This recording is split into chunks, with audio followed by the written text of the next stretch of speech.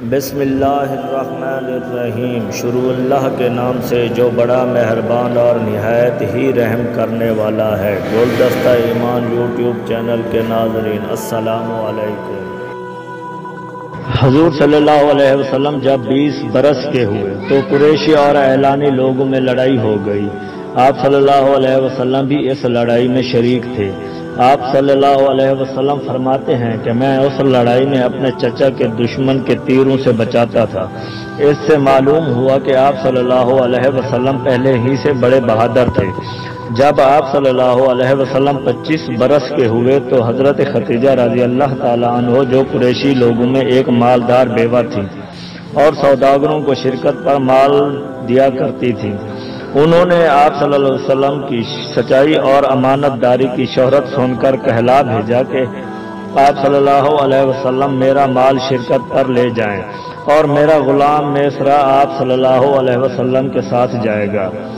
آپ صلی اللہ علیہ وسلم نے قبول فرما لیا اور آپ مال لے کر ملک شام میں پہنچے اور ایک پادری کے گرجا کے قریب ایک درخت کے سایہ میں ٹھہرے۔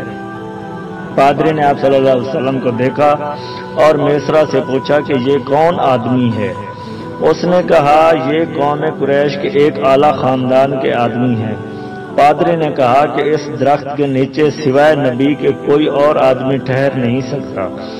آپ صلی اللہ علیہ وسلم نے مال فروخت کیا اور بہت سا نفع حاصل کر کے لوٹ آئے۔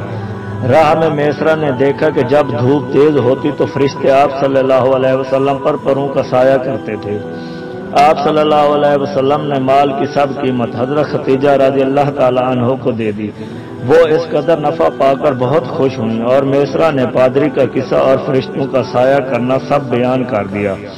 حضرت خدیجہ رضی اللہ تعالیٰ عنہ نے ورقہ بن نوفل اپنے چاچا زاد بھائی سے جو عیسائی مذہب کے عالم تھے یہ سب حال کہہ دیا۔ انہوں نے کہا اے خدیجہ اگر یہ بات سچ ہے تو محمد صلی اللہ علیہ وسلم اس زمانے کے نبی ہیں اور مجھ کو آسمانی کتابوں سے معلوم ہوا ہے کہ اس زمانے میں ایک نبی ہونے والا ہے اور اسی کا یہی وقت ہے۔ حضرت خدیجہ رضی اللہ تعالیٰ عنہ بڑی عقل مند تھیں اور سمجھدار تھیں۔ آپ صلی اللہ علیہ وسلم کے اوصاف سن کر آپ صلی اللہ علیہ وسلم کے پاس اپنے نکاح کا پیغام بھیجا کہ میں آپ سے سچائی اور ایمانداری اور خاندانی شرافت کی وجہ سے آپ صلی اللہ علیہ وسلم کے ساتھ نکاح کرنا چاہتی ہوں۔ آپ نے اپنے چچوں سے ذکر کیا، وہ بہت خوش ہوئے اور ان کے انتظام سے نکاح ہو گیا۔ جب حضور صلی اللہ علیہ وسلم کا نکاح ہوا تو آپ کی عمر 25 برس کی تھی اور حضرت خدیجہ رضی اللہ تعالیٰ عنہ کی عمر 40 برس کی تھی۔ اور جب آپ صلی اللہ علیہ وسلم 35 برس کے ہوئے تو قریشی لوگوں نے نئے سرے سے کعبہ شریف کو بنایا۔ جب تعمیر حجر اسود سے تک پہنچی تو ہر خاندان کا آدمی یہ چاہتا تھا کہ حجر اسود کو میں اس کی جگہ پر رکھوں اور لڑتے جھگڑتے تلواریں چلنے کی نوبت آ گئی۔ آخر کار یہ رائے پاس ہوئی کہ جو آدمی صبح کو سب سے پہلے کعبے کے دروازے پر آئے گا اس کی رائے پر عمل کیا جائے گا۔ آپ صلی اللہ علیہ وسلم صبح کو سب سے پہلے دروازے پر پہنچ گئے۔ وہ لوگ آپ صلی اللہ علیہ وسلم کو دیکھ کر کہنے لگے کہ محمد صلی اللہ علیہ وسلم امین ہیں، کیونکہ وہ لوگ آپ کو نبوت کے ظاہر ہونے سے پہلے بھی امین کہتے تھے کہ جو کچھ آپ کہتے ہیں سچ کہتے ہیں۔ ان لوگوں نے آپ صلی اللہ علیہ وسلم کی رائے لی اور آپ نے فرمایا کہ ایک بڑی چادر لاؤ۔ چادر لائی گئی۔ آپ صلی اللہ علیہ وسلم نے حجر اسود کو اپنے ہاتھوں سے اٹھا کر اس چادر پر رکھ دیا اور ان سے فرمایا کہ تم میں سے ہر خاندان کا ایک آدمی چادر کو پکڑے اور بیت اللہ تک لے کر چلے۔ جب وہاں پہنچے آپ صلی اللہ علیہ وسلم نے حجر اسود کو اٹھا کر اس کی جگہ پر رکھ دیا اور سارا جھگڑا ختم کر دیا۔ قریشی لوگ آپ صلی اللہ علیہ وسلم کی اس تدبیر سے بہت خوش ہوئے۔ جاننا چاہیے کہ حجر اسود ایک کالے رنگ کا جنتی پتھر ہے جو حضرت آدم علیہ السلام کے ساتھ جنت سے آیا تھا کہ وہ کعبہ شریف کے دروازے کے قریب لگایا جائے۔ اب تک وہ پتھر کعبہ شریف میں لگا ہوا ہے۔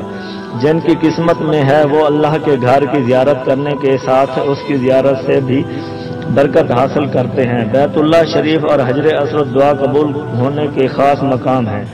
اے اللہ ہمیں بھی اپنے پاک گھر کی اور رسول اطہر کی روضہ انور کی اور جتنی پتھر کی زیارت کرائے۔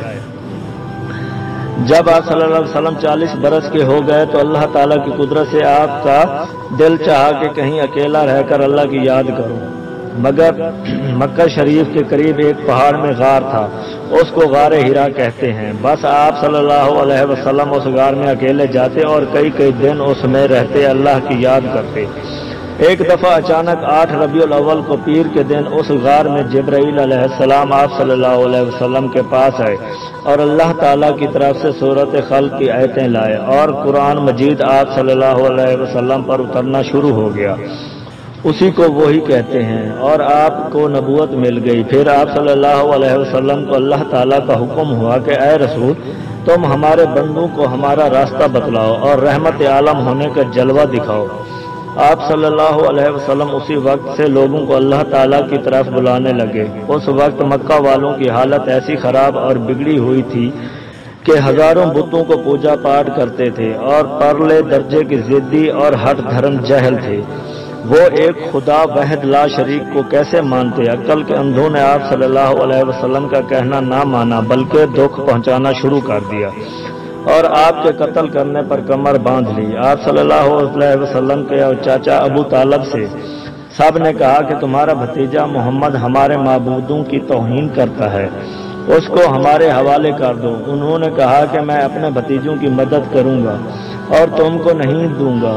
یہ جواب سن کر وہ لوگ غصے میں بھر گئے اور ابو طالب سمجھ گئے کہ یہ موقع پا کر میرے بھتیجے کو قتل کر ڈالیں گے۔ پھر انہوں نے آپ صلی اللہ علیہ وسلم کے بچانے کی یہ تدبیر کی کہ آپ صلی اللہ علیہ وسلم کو اور اپنے کنبہ کے سب لوگوں کو لے کر پہاڑ کی گھاٹی میں چلے گئے۔ ان لوگوں نے ابو طالب سے قطع تعلق یعنی بائیکاٹ کر دیا، لین دین خرید و فروخت سب چھوڑ دیا، یہاں تک کہ کھانے پینے کی چیزیں بھی بند کر دیں اور اس تعلق کو توڑنے کا ایک کاغذ لکھ کر کعبہ شریف میں لٹکا دیا۔ 3 سال تک آپ صلی اللہ علیہ وسلم نے اور ابو طالب نے اور سب کنبے نے اس گھاٹی میں بڑی تکلیف اٹھائی۔ آخر آپ صلی اللہ علیہ وسلم کو وہی سے معلوم ہوا کہ قطع تعلق کا جو کاغذ کعبہ شریف میں لٹکایا تھا وہ کیڑوں نے کھا لیا، سوائے اللہ کے نام کے کوئی حرف اس میں نہیں رہا۔ آپ صلی اللہ علیہ وسلم نے یہ سب حال ابو طالب کو بتلا دیا۔ ابو طالب یہ غیب کی بات سن کر گھاٹی سے باہر آئے اور ان لوگوں سے کہا کہ محمد ایسی خبر دیتے ہیں، تم اس کا کاغذ کو دیکھو، اگر محمد صلی اللہ علیہ وسلم کا کہنا غلط ہوا تو میں ان کا ساتھ چھوڑ دوں گا، اور اگر سچ نکلا تو تم پر یہ ظلم نہ کرو۔ اور ان لوگوں نے اس کاغذ کو دیکھا تو ویسا ہی پایا جیسا کہ آپ صلی اللہ علیہ وسلم نے بتلایا تھا۔ تب وہ لوگ اس ظلم سے باز آئے اور ابو طالب سب کو لے کر شہر میں آ گئے۔ آپ صلی اللہ علیہ وسلم نے اللہ تعالیٰ کے حکم سے واضح نصیحت کرنا شروع کر دیا۔ آپ صلی اللہ علیہ وسلم کو نبوت پر 10 سال گزر تھے کہ ابو طالب کا کفر ہی کی حالت میں انتقال ہو گیا، اور ان کے بعد 3 روز گزرے تھے کہ حضرت ختیجہ رضی اللہ تعالیٰ عنہ کی بھی وفات ہو گئی۔ ان کی وفات کے بعد آپ کے 2 نکاح ہوئے، ایک حضرت عائشہ صدیقہ رضی اللہ تعالیٰ عنہ سے کہ اس وقت ان کی عمر 6 برس کی تھی، مکہ میں نکاح ہوا اور مدینہ میں آ کر 9 برس کی عمر میں ان کی رخصتی ہوئی۔ دوسرا نکاح حضرت سودہ بیوہ سے مکہ میں ہوا، پھر وہ مدینہ میں تشریف لے آئے۔ ابو طالب کے بعد کوئی عزت والا اور دبدبے والا آدمی آپ صلی اللہ علیہ وسلم کا مددگار نہ رہا۔ پھر آپ صلی اللہ علیہ وسلم طائف کے لوگوں کو خدا کی طرف بلانے لگے، پھر وہاں کے لوگوں نے آپ صلی اللہ علیہ وسلم کا کہنا نہ مانا بلکہ آپ کو بڑی تکلیف دی۔ آپ ان سے ناراض ہو کر چلے آ رہے تھے اور مکہ سے 1 دن کی راہ پر بطن نخلا ایک جگہ کا نام ہے، وہاں ٹھہر گئے۔ آپ صلی اللہ علیہ وسلم رات کو نماز میں قرآن آواز سے پڑھ رہے تھے کہ 7 یا 9 جن نینوا کے اس طرف آ نکلے اور قرآن سن کر ٹھہر گئے۔ جب آپ صلی اللہ علیہ وسلم نماز پڑھ چکے تو وہ آپ صلی اللہ علیہ وسلم پر ظاہر ہوئے اور آپ نے ان کو خدا کی طرف بلایا اور اسی وقت ایمان لے آئے اور مسلمان ہو گئے۔ پھر وہ اپنی قوم میں گئے اور ان کو دین اسلام کی طرف بلانے لگے۔ پھر آپ صلی اللہ علیہ وسلم مکہ میں آ گئے اور خوب مضبوطی سے دین خدا پھیلانے میں مشغول ہو گئے۔ آپ صلی اللہ علیہ وسلم کی سچی خیر خواہی اور خوش بیانی کی برکت سے خفیہ طور پر کچھ لوگ مسلمان ہوئے۔ جب آپ صلی اللہ علیہ وسلم کی نبوت پر 13 برس گزر گئے تو مدینہ کے بڑے بڑے عزت والے لوگوں میں سے 70 آدمی مسلمان ہو گئے، اور انہوں نے آپ صلی اللہ علیہ وسلم سے وعدہ کیا کہ یا رسول اللہ، جب آپ صلی اللہ علیہ وسلم یہاں مدینہ میں تشریف لائیں گے تو آپ صلی اللہ علیہ وسلم پر جان و مال سب قربان کر دیں گے اور آپ صلی اللہ علیہ وسلم کے دشمنوں سے لڑیں گے۔ غرض یہ کہ آپ صلی اللہ علیہ وسلم کی سچائی اور برکت سے دین اسلام پھیلتا جاتا